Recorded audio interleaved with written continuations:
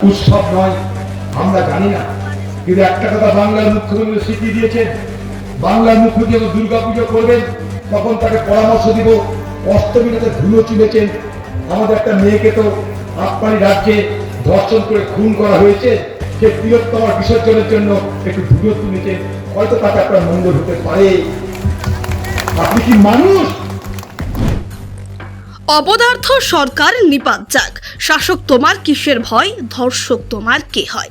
স্লোগানকে সামনে রেখে মঙ্গলবার বহরমপুর শহর জুড়ে একটি বিরাট প্রতিবাদ মিছিল করল জাতীয় কংগ্রেস।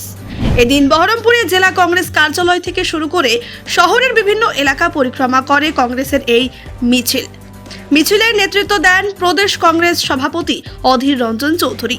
সামিল ছিলেন মুর্শিদাবাদ জেলা কংগ্রেস নেতৃত্ব সহ দলের একাধিক সক্রিয় কর্মী ও সমর্থকরা।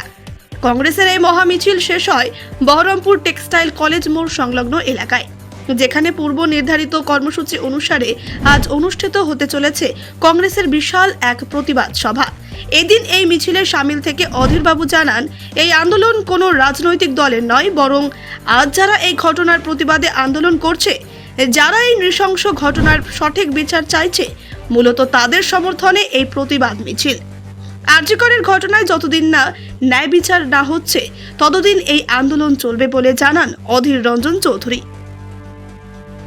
আজকে এই প্রতিবাদ সভায়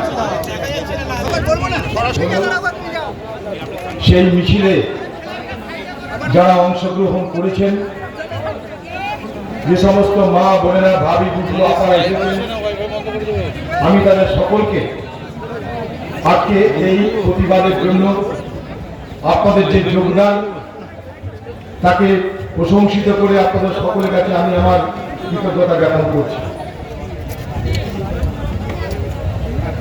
এলাকার মানুষ প্রথমে যে কথাটা বলতে যেতে হলো, এই আমরা এখানে এই আন্দোলন করছি তার একটাই কারণ, গত এক মাস ধরে আমাদেরই ঘরের একটা মেয়ে, একটা বোন বহু মেহনত করে যে ডাক্তার হয়েছিল, মানুষের সেবা করবার ব্রত নিয়েছিল, হাসপাতালের মধ্যে নৃশংসভাবে পশুর মতন তাকে ধর্ষণ করা হলো এবং খুন করা হলো। এক মাস পার হয়ে গেল, কে অপরাধী জানলাম না, এই অপরাধের কারণ জানলাম না। আর বাংলার মুখ্যমন্ত্রী বলছেন অনেক তো হলো, এবার তোমরা উৎসব পালন করো। প্রতিবাদ তাই আমাদের করতে হচ্ছে, কারণ বাংলার আন্দোলনরত জুনিয়র ডাক্তাররা, বাংলার আমাদের ঘরের মা বোনেরা যারা রাত দখলের অভিযানে নেমেছিল, তারা আমাদের শিখিয়েছে সময় হয়েছে আন্দোলন করবার। তাই সেই আন্দোলনে তাদের প্রদর্শিত পথ, অর্থাৎ আন্দোলনকারীরা যে পথ আমাদের দেখিয়েছে, সেই পথ ধরে আমরা আন্দোলন করতে চাইছি। আমরা এখানে একথা বলতে আসিনি যে আমরা আন্দোলন করব, মানুষ তোমরা আমাদের পিছনে এসো, না। আজ উল্টো হয়ে গেছে পশ্চিমবঙ্গের রাজনীতি, পশ্চিমবঙ্গের বাতাবরণ। সেখানে মানুষ আজ আন্দোলন করছে, সেখানে কোনো নেতা নেই, শান্তি নেই, মন্ত্রী নেই, মানুষ স্বতঃস্ফূর্তভাবে আন্দোলন করছে। ঘরের মা বোনেরা তারা আন্দোলন করছে, তাদের সে আন্দোলনের প্রতি সমর্থন জানিয়ে আমরা মনে করছি আমাদের তাদের প্রতি সহযোগিতা, সহমর্মিতা প্রকাশ করা উচিত। তাই আমরা এখানে এই আন্দোলনের সামিল।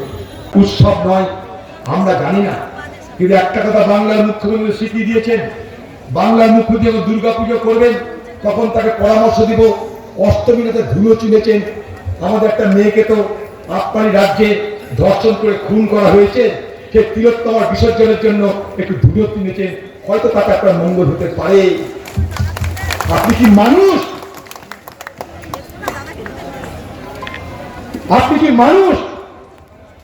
বাংলার মা বোনদের পরামর্শ দিচ্ছেন আর আন্দোলন নয়, এখন উৎসব করো।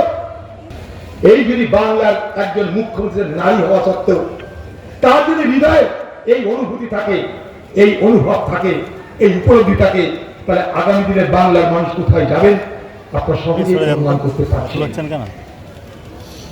তাই আবার আমি যে কথাটা বলতে চাই তা হলো এই, আন্দোলন থেকে আমরা সরে যাব না। যারা এখানে কংগ্রেসের সমর্থক বন্ধু এসেছেন, এলাকায় এলাকায় যেখানে যার যেটুকু শক্তি আছে মানুষের কাছে গিয়ে আজকে পশ্চিমবঙ্গে জুড়ে, সারা পশ্চিমবঙ্গ জুড়ে আজকে আলমারি থেকে যে একের পর এক ভয়ঙ্কর কঙ্কাল বেরিয়ে আসছে তার কথা বলুন। আমি আজকে দাবি করেছি, যদি শিক্ষা দুর্নীতিতে শিক্ষামন্ত্রী পার্থবাবুকে সিবিআই জিজ্ঞাসাবাদ করে, যদি রেশন দুর্নীতিতে রেশনের মন্ত্রী বালুকে সিবিআই জিজ্ঞাসাবাদ করে, তাহলে স্বাস্থ্যের দুর্নীতিতে স্বাস্থ্যমন্ত্রী মমতা ব্যানার্জিকে কেন সিবিআই জিজ্ঞাসাবাদ করবে না? কেন জিজ্ঞাসাবাদ করবে না? বাংলার মুখ্যমন্ত্রী কেউ আপনি উপরালা নন। এই অপরাধের সঙ্গে আপনার সরাসরি অসরাসরি প্রত্যক্ষ পরোক্ষ কোনো না কোনো ভাবে আপনার বিরুদ্ধে অভিযোগ আনা স্বাভাবিক, কারণ আপনি বলেছিলেন। বাংলার মানুষ মনে করে দেখুন, এই বাংলার মুখ্যমন্ত্রী বলেছিল যখন ঘটনা ঘটলো, মনে করে দেখুন 7 দিন সময় দিন, সব অপরাধী ধরে দেব। দেখুন তারপরে কি বললো, 24 ঘন্টার মধ্যে একজনকে ধরে ফেলেছে, আরো 4-5 জন আছে, 7 দিনের মধ্যে ধরে ফেলবে। মনে করে দেখুন, তার পাশে দাঁড়িয়েছিল বিনীত গোয়েল, কলকাতা পুলিশ কমিশনার। সে কি বলছে সাংবাদিকদেরকে, হ্যাঁ আরো 4-5টা আছে, দেখছে না, ধরে ফেলবে। মনে করে দেখুন আজকে কি হলো, কাউকে ধরছেন না আপনি? আমাদের প্রশ্নে কি হলো, আপনি ধরছেন না? আপনি তো নিজে বলেছিলেন সিবিআই তদন্ত হোক। যদি সিবিআই তদন্ত হয়, কোর্টের নির্দেশে যাই হোক না কেন, আপনি যখন বাংলার মানুষের কথা দিয়েছিলেন 7 দিনের মধ্যে সব আসামি ধরবেন, আপনার কথা কি হলো? আপনার জমা খরচ কোথায় গেল? কথা প্রশ্ন করবো না আমরা? আপনি কথা দিয়েছিলেন। বাংলার মানুষের সঙ্গে সততার চালাকি কেন? আজকে ঘুরিয়ে ফিরিয়ে আপনি আন্দোলন ডাক্তারদেরকে মানুষের সঙ্গে দূরত্ব তৈরি করতে একটা সংঘাতের রাস্তায় নিয়ে যাচ্ছেন। আপনি বোঝাচ্ছেন বাংলার মানুষকে, দেখো ডাক্তাররা আন্দোলন করতে, তাই তোমাদের চিকিৎসা হচ্ছে না। এটার পিছনে উদ্দেশ্য একটাই, ডাক্তারদের সঙ্গে, হাসপাতালের ডাক্তারদের সঙ্গে। বহরমপুর থেকে এজাজ আহমেদের রিপোর্ট, চেতনা নিউজ।